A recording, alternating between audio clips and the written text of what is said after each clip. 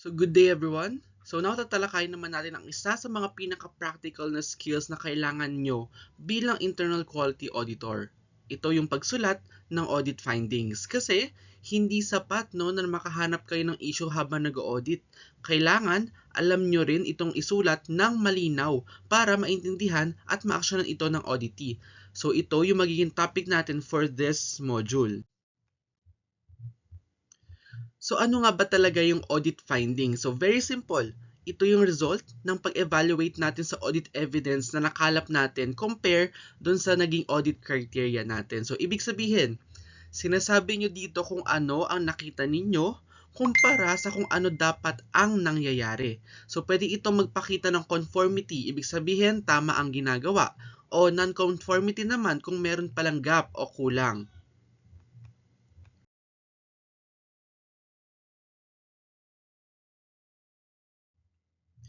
So ngayon, bakit nga ba importante na mahusay o maayos ang pagkakasulat ng ating audit findings? So una, dahil dito nakabase kung paano tayo magkakaroon ng totoong action na kailangan natin sa isang organization. So pag malinaw na finding, malinaw na gagawin ng auditee. So malabo na finding, malamang hindi rin maintindihan o hindi seseryosohin ng auditee yung kanilang audit finding. So pangalawa, pinipigilan nito yung mga dispute dahil ang isang well-supported na finding mahirap kontrahin kasi nakabatay ito sa ebidensya, hindi sa opinion. Pangatlo, dito rin lumalabas ang fair presentation and integrity, yung mga principles na natutunan na natin dati dahil dito nyo ipapakita sa actual na pagsusulat yung mga yon. And lastly, mas mabilis mag-close ang isang malinaw na finding dahil alam agad ng auditee kung ano dapat ang kanyang gagawin. So now, ipapakita ko naman sa inyo ang framework na gagamitin natin sa pagsulat ng bawat finding. Ito yung 5 C's. First, criteria, kung ano dapat ang nangyayari. Next is the condition, kung ano talaga ang nangyayari. Pangatlo, yung cause, kung bakit nagkakaroon ng gap. And pang-apat, consequence, kung ano ang maaaring mangyari bilang resulta. And lastly, corrective action, kung ano ang kailangang gawin. Sa susunod na mga slides, dadaanan natin ito isa-isa para clear sa atin lahat kung paano ba ito i-apply sa totoong pagsusulat ng finding. So let's start with C, criteria. Ito yung standard, yung requirement, policy o procedure na dapat sinusunod. Ito ang inyong reference point kasi kung wala to, walang ikukumpara ang inyong finding. So palaging, remember guys, palaging isite ang specific source. Whether ISO clause, policy title, procedure number, or document requirement, kailangan laging stated yung mga yan. And very clear kung saan natin siya binabangga, yung audit finding natin. So next is the condition. Ito yung factual at observable na sitwasyon na actual nyo nakita habang nag-audit. So dapat based sa objective evidence kung ano ang inyong nakita, narinig, na-count o nabasa during the audit. Hindi kung ano lang ang inyong assumption. So kailangan maging specific tayo. Pangalanan ng document, ang date, ang sample size, ang location. So ang guiding question naman dito, ano ba talaga ang aking naobserbahan? So the third C is yung cause. Ito yung dahilan kung bakit hindi natugunan ng condition ang criteria. So bakit ito yung bakit sa likod ng gap. Ang pag-intindi sa cause ang tumutulong sa auditee na pumili ng tamang corrective action na mangyayari o nagagawin ng auditee. So hindi lang dapat basta quick fix yung mangyayari o band-aid solution. So kung maaari, tuklasin natin ang pinaka-root cause kasama ang auditee. Hindi basta kayo lang ang mag-a-assume. Ang guiding question naman dito, bakit ba ito nangyari? So next is the consequence. Ito yung actual o potential naman na epekto ng gap. So sa quality, compliance, safety, o sa mga taong pinagsisilbihan, pwedeng maka-affect yung gap na yon. So ito yung dahilan kung bakit importanteng ayusin ang gap na ito. Ang consequence ay pwedeng current, ibig sabihin nangyayari na, o potential. Ibig sabihin naman, isang risk kung hindi ito maayos. So ang guiding question naman dito, kaya ano ngayon? Ano ang mangyayari kung hindi ito maitama? So next is the corrective action. So ito yung kailangang gawin para matugunan ang gap sa pagitan ng condition and criteria. So karaniwan, ito yung iminumungkahi at ino-own ng auditee. Hindi ito dikta ng auditor ng word for word lang. Ang magandang corrective action ay tumutugon sa root cause. Hindi lang sa nakikitang symptoms, no? So ang guiding question naman dito, ano ang gagawin, sino ang gagawa, at kailan. So ngayon, tignan natin kung paano nagsasama-sama naman yung 5 C's na yon sa isang totoong finding.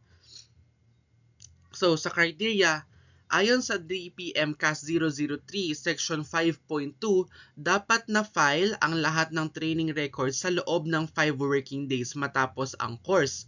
So sa condition 3 sa 10 sa 10 training records na sinample sa HR office ay na-file 15 hanggang 20 na araw matapos ang course. So ang cost naman, ang staff na assigned nag-file ng training records na nasa leave at walang designated na backup personnel.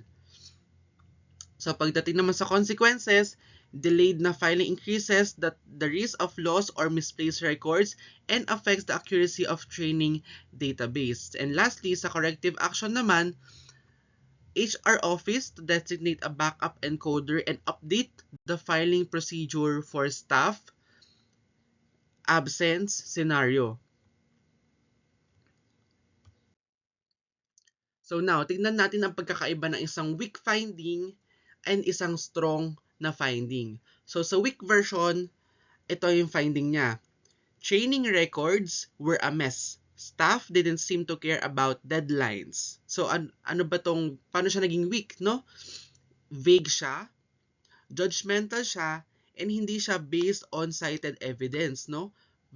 Kung makita nyo, vague talaga yung kanya naging statement. So paano natin siya gagawing strong naman na audit finding? So kapag strong ito dapat ang pagkakasulat niya. So 3 of 10 training records sampled were filed 15 to 20 days after course completion. So against the 5 working day requirement in DPM CAS 003 Section 5.2, this was due to the absence of a designated backup encoder. So nakita nyo, no? Na-apply natin yung 5 C's. And naging sobrang strong ng ating audit finding.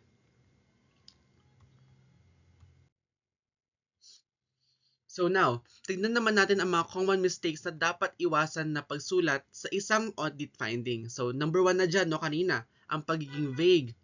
Halimbawa, may mga records na incomplete. Hindi nito sinasabi kung ano, saan o ilan, no? Kapag sobrang vague ng audit findings natin. Next is yung pagiging judgmental.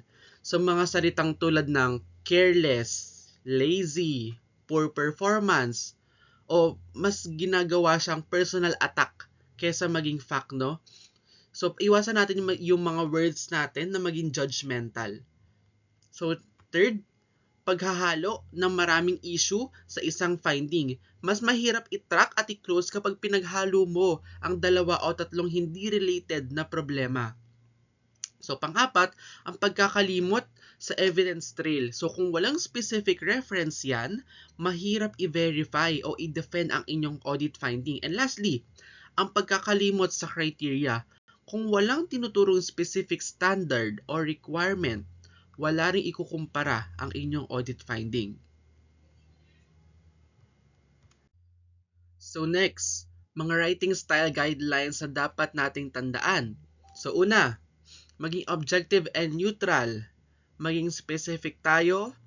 One issue, one finding. So tandaan nyo yun, one issue, one finding.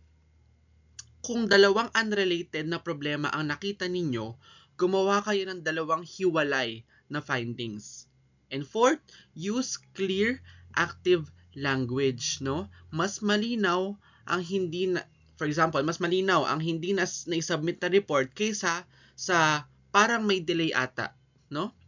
And lastly, panatilihing brief yet factual yung ating nagiging audit finding. Ito rin yung Auditor's Code of Conduct na natutunan na natin sa previous modules, no? Maikli, totoo, and constructive. So now, tingnan naman natin ang mga salitang dapat iwasan at mas mabuting alternative sa mga words na to. So, instead of careless, lazy, incompetent ang ilalagay natin, pwede natin sabihin na did not follow the documented procedure. No? So next, kapag always or never, pwede natin sabihin na in 4 of 10 samples reviewed. So, no, meron tayong samples agad, strong agad yung ating audit finding. Next, avoid natin yung a mess or disorganized na words. Pwede natin sabihin na records were not filed in the sequence required by this procedure. So next natin dapat na i-avoid is yung poor performance na word. Ang pwede natin gamitin instead is did not meet the specific requirement. So for example, dun specific na yon, kailangan natin i-cite kung ano ba talaga yung specific requirement na hinihingi para maging poor performance siya. And lastly, seems like or probably. So let's use instead yung based on the evidence reviewed. So always remember guys, bago nyo i-submit ang inyong finding, gamitin nyo itong simple checklist na to, no? So take note. Una, based ba ito sa objective evidence? Is it clearly linked to a specific criteria? Is it free of personal opinion, blame, or judgment language? Or does it address only one issue? Or would the auditee know exactly what to fix after reading this? So take note of this simple checklist bago natin isubmit yung ating mga audit findings sa ating team leader, no?